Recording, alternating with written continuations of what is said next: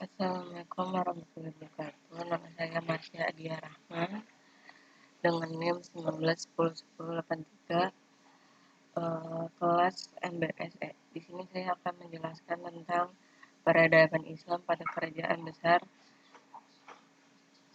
pada masa kerajaan besar. Yang pertama, Kerajaan Utsmani. Pendiri kerajaan ini bernama Utsman, seorang bangsa Turki dari kabilah Oghuz. Ia menyatakan diri sebagai Padishah al-Utsmani, raja besar keluarga Utsmani, pada tahun 1699 Hijriah atau 1300 Masehi. Tahun 1312 Masehi, ia menyerang kota Brosa di Bizantium yang kemudian dijadikan sebagai ibu kota kerajaan. Beberapa tahun kemudian, Utsmani dapat menaklukkan sebagai benua Eropa seperti Azmir tahun 1327. Tawasyanli tahun 1330, Iskandar tahun 1338, Ankara tahun 1354, dan Gallipoli tahun 1356. Pada masa Sultan Murad I, Utsmani dapat menguasai Adrianople yang kemudian dijadikan ibu kota yang baru. Kemudian ditaklukkan pula Makedonia, Sofia, Salonia, dan seluruh wilayah bagian utara Yunani. Dengan ditawannya Bayezid ini, kerajaan Utsmani mengalami kemunduran sampai diselamatkan kembali oleh putranya Muhammad, dilanjutkan oleh Murad II, lalu Muhammad II yang dikenal dengan Muhammad Al-Fatih. Pada masa kekuasaan Muhammad Al-Fatih ini, Byzantium Konstantinopel ditaklukkan 1453 Masehi. Kerajaan Utsmani semakin memantapkan kedudukannya pada masa Sulaiman Al-Qanuni 1520 sampai 1566 Masehi. Dalam pembangunan, Turki Utsmani ini lebih memfokuskan kepada bidang politik, kemiliteran, dan arsitektur. Bidang politik maksudnya adalah perluasan daerah seperti di atas. Bidang militer adalah terbentuknya militer baru disebutkan Janissary atau Inkisyariah. Pasukan inilah yang dapat mengubah negara Utsmani menjadi mesin perang yang paling kuat. Bidang arsitek misalnya yang banyak dibangun bangunan-bangunan megah seperti sekolah, rumah sakit, villa, makam, jembatan, dan masjid-masjid. Selama kurang lebih 9 abad, kerajaan Utsmani berdiri, tetapi kemudian hancur juga disebabkan oleh beberapa faktor. Yang pertama, budaya pungli. Setiap jembatan yang hendak diraih oleh seorang harus dibayar dengan sogokan kepada orang yang berhak memberikan jembatan tersebut, sehingga menyebabkan dekadensi moral dan kondisi para pejabat semakin rapuh. Yang kedua, pemberontakan tentara Janissary kemudian ekspansi kerajaan Utsmani adalah juga karena peranan yang besar dari tentara Janissary. Maka dapat dibayangkan kalau tentara Janissary itu sendiri akhirnya memberontak kepada pemerintah. Yang ketiga, kemusorotan ekonomi. Ini disebabkan perang yang berkepanjangan, terus menghabiskan uang dan perekonomian negara merosot. Sementara belanja negara sangat besar, termasuk biaya perang. Lalu yang kedua ada kerajaan Safawi di Persia. Jika bakal kerajaan ini sebenarnya berasal dari perkumpulan pengajian tasawuf tarekat Safawiyah yang berpusat di kota Ardabil, Azerbaijan.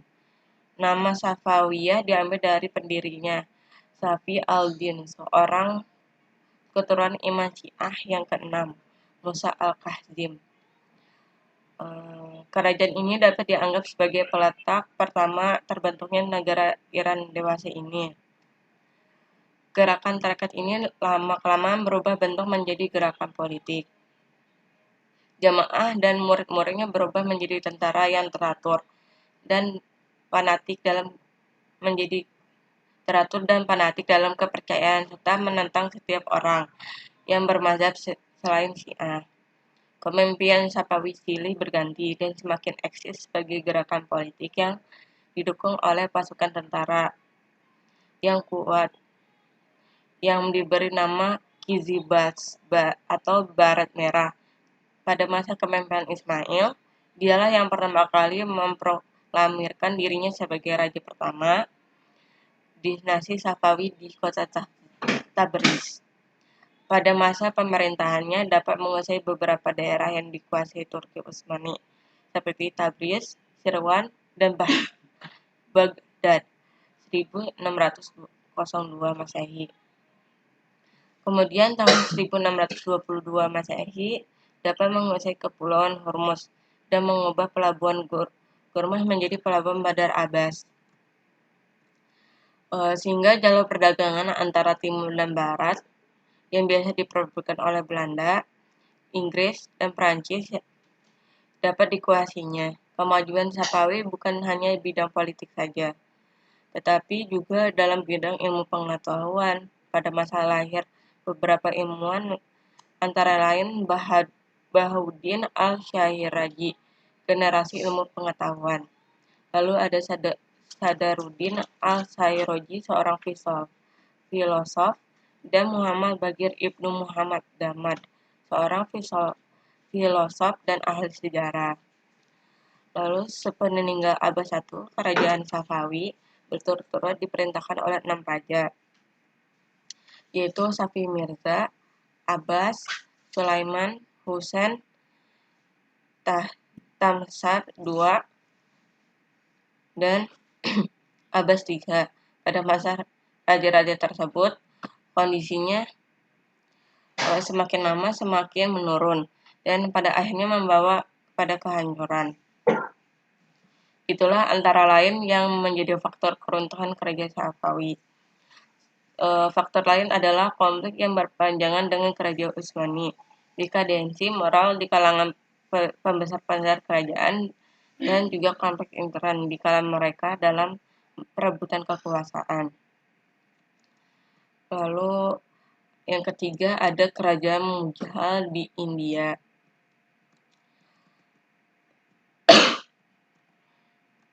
Kerajaan Mughal letaknya di India dan di Delhi sebagai ibu kotanya. Berdiri seperempat abad sudah berdirinya kerajaan Safawi, didirikan oleh Zahriuddin Babur 1482 sampai 1530 Masehi. Salah satu dari cucu Timur Lenk, ia bertekad ingin menguasai Samarkand yang menjadi ibu kota penting di Asia Tengah pada masa itu. Maka pada tahun 1494, ia berhasil menaklukkan berkat bantuan Raja Ismail I, Raja Safawi. Pada tahun 1504 Masehi, ia juga menaklukkan Kabul, ibu kota Afghanistan. Sultan-sultan yang besar setelah Akbar antara lain Jahangir 1605 sampai 1627 Masehi dengan permaisurinya Nur Jahan, Shah Jahan, dan Aurangzeb. Sesudah Aurangzeb adalah sultan-sultan yang lemah, tidak dapat mempertahankan kelanjutan kerajaan Mughal. Beberapa kemajuan kerajaan Mughal antara lain dalam bidang pertanian, yaitu berupa biji-bijian, padi, kacang, tebu, sayuran, rempah-rempah, tumbukan kapas, nila, dan bahan-bahan celupan. Selain kemajuan yang dicapai oleh Mughal, ada beberapa kelemahan yang menyebabkan kehancuran pada tahun 1858. Antara lain, yang pertama adalah terjadi stagnasi dalam bidang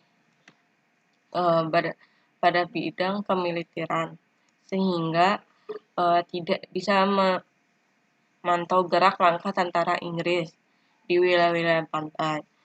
Begitu pula kekuasaan pasukan darat yang semakin kurang handal, terutama dalam mengoperasikan persenjataan buatan sendiri. Lalu yang kedua ada dekandensi moral dan hidup mewah di kalangan pembesar kerajaan yang mengakibatkan pemborosan dalam menggunakan uang. Dan yang ketiga, terlampau kasarnya sikap Aurangzeb dalam melaksanakan ide-idenya, yang menyebabkan terjadinya konflik antara agama, misalkan aliran Syiah dan Sunni. Sekian penjelasan dari saya. Kurang lebih mohon maaf. Wassalamualaikum warahmatullahi wabarakatuh.